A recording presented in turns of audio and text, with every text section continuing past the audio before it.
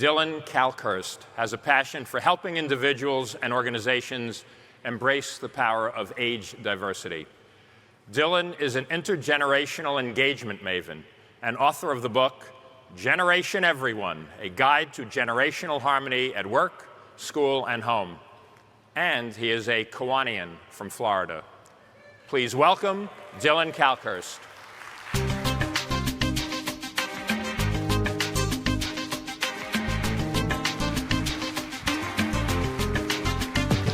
Good morning.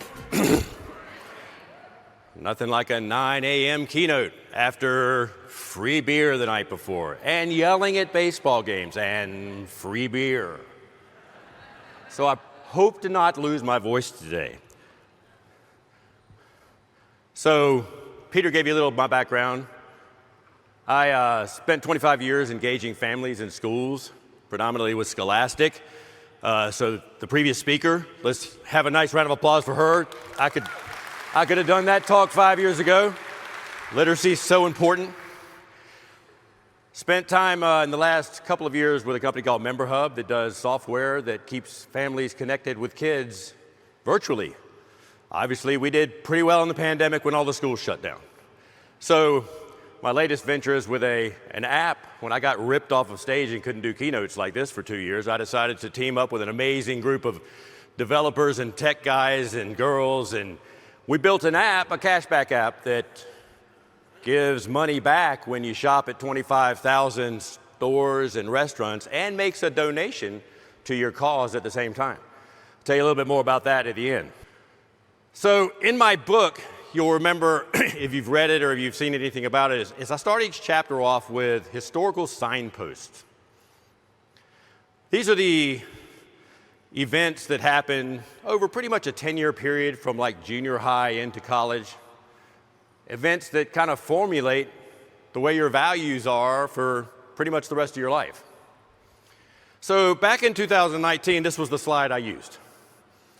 They were still in development, right? They're still in their formative years. So these were some of the signposts. They went through the '08 recession. They experienced the first African-American president. They experienced the first reality show president. It was kind of wild. They had some pretty serious issues with opioid addiction in their families. And of course, there was shootings in schools, predominantly the Parkland shooting. That was top of mind. Fast forward, I talked about the generation, I called it that 3 years ago, generation stress. 2019, 20%, 1 in 5 children had a mental disorder and only 20% of them getting adequate care. This Time magazine cover was November 5th, 2016. Anybody want to guess what happened that week? That was the general election between Trump and Hillary. And Time magazine chose to focus on adolescent anxiety. So long before COVID, our kids had some challenges. Look at what's happened to Gen Z just in the last 2 years. We're talking about lifetime values-forming events. Pandemic, homeschooling, racial injustice, DEI, inflation, gas prices, economic and financial challenges in the economy and at home. 2 years of social isolation that was simply replaced by more screen time, and yet another school massacre. This is like what most generations experienced over 10 years, and they had what they were already dealing with on top of all this in social isolation, where they're getting all their feeds and all their information from social media. So ladies and gentlemen, the kids are not all right. So I'm going to share some stats here that's going to be a little horrifying. This is what's happened, the impact on education and learning just in the last 2 years.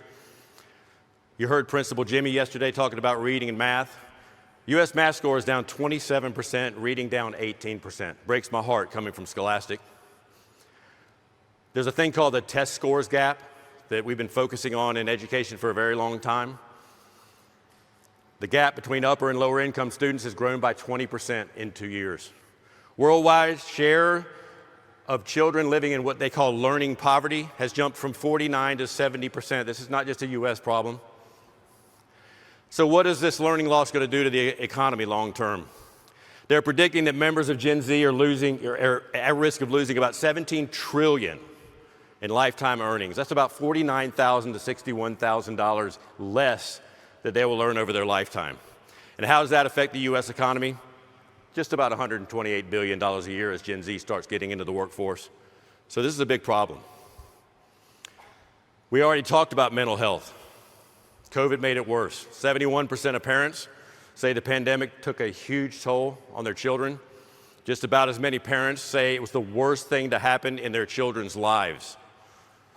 And this was a stat that was shared yesterday in a mental health talk for the SLPs, worth repeating. 33% of teens today report feeling unhappy and depressed much more than usual. Let's talk about teen suicide. As of now, as of COVID, suicide is now the second leading cause of death for young people ages 15 to 24.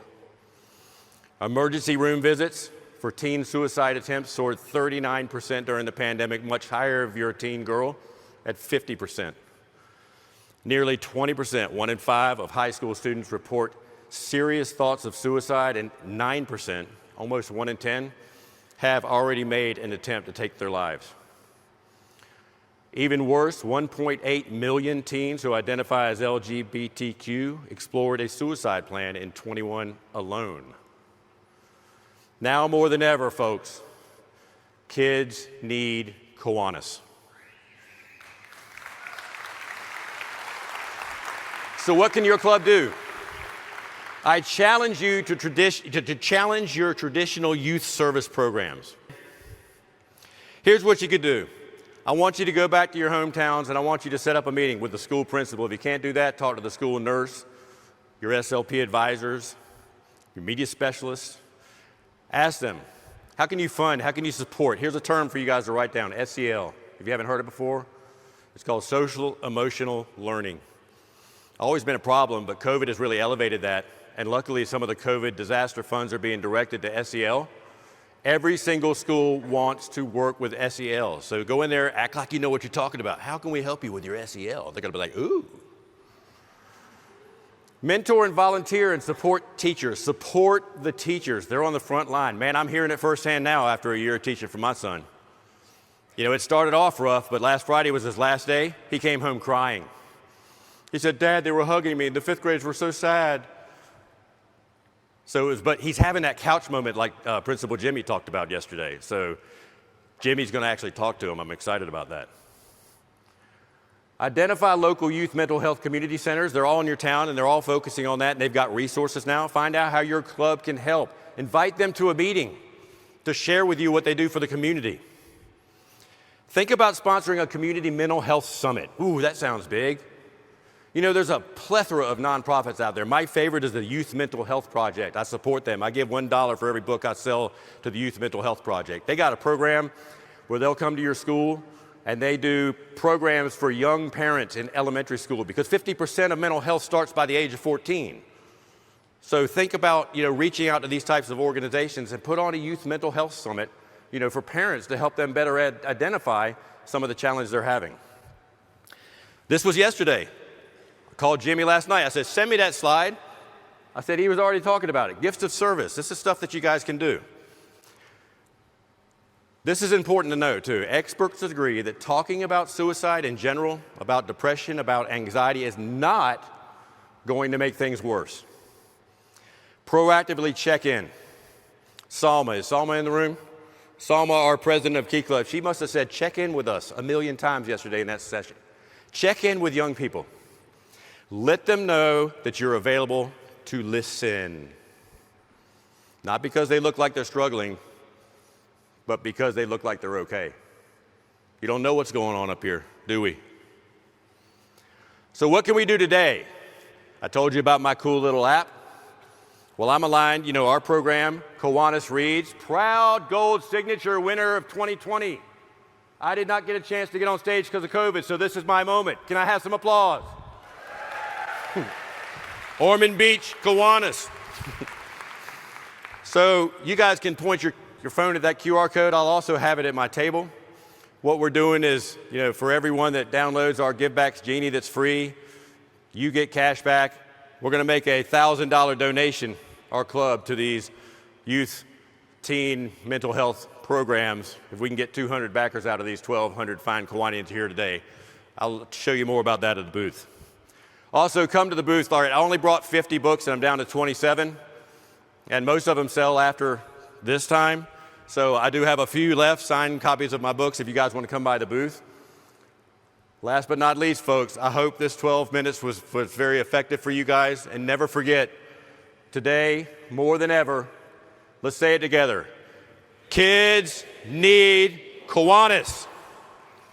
Thanks for all you do.